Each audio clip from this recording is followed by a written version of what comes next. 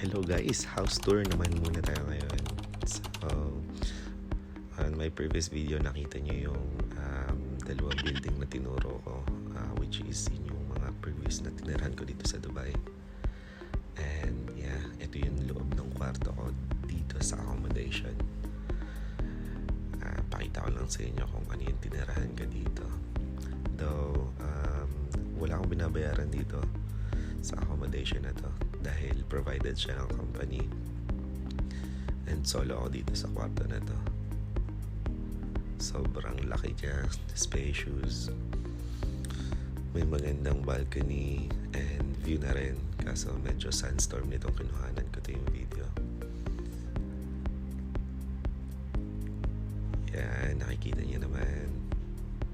And ito yung time na nagpapaalam na ako dito sa kwarto ko or sa apartment na to dahil lilipat na ako ng ibang apartment. And yun, kailangan ko magbayad doon. Yan yung kitchen area, which is dyan na rin ako naglalaba.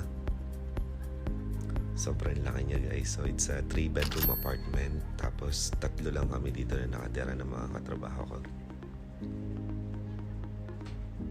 Ayan.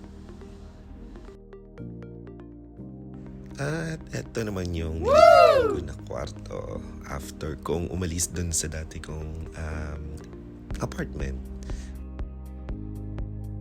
At ang view niya dito is yung Sheikh Zayed Road na makikita ko rin yung previous apartment ko. Yan. At dyan ko naman kinuhanan yung picture na yun. Di ba? Ang ganda. At yan. Malaki rin yung space. May sarili kaming banyo pero ayun nga lang, medyo naging nagka-problema sa kasama sa bahay. Walking distance lang siya nga pala papunta sa trabaho ko from this building. So 7 minutes lang nasa work na ako. Wow. And ito naman yung view dun sa pool area.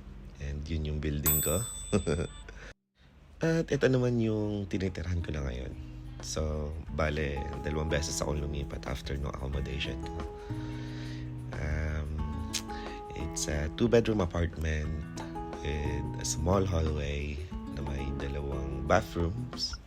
So, yearly na yung binabayaran dito, which is in-split siya within 5 checks para hindi masakit sa bulsa. Ayan. Ito yung isang bathroom pa. Yan na guys. Sobrang komportable na dito. Medyo malayo sa trabaho pero okay lang. May bus and metro naman, which is yung pinakita ko sa video kung paano ako pumunta sa work. At ito na yung personal space ko. Syempre, one piece yan, mga dre. And yeah, may kamahalan pero komportable. Yan guys, maraming salamat sa panonood. Please like, share, and follow. Bye!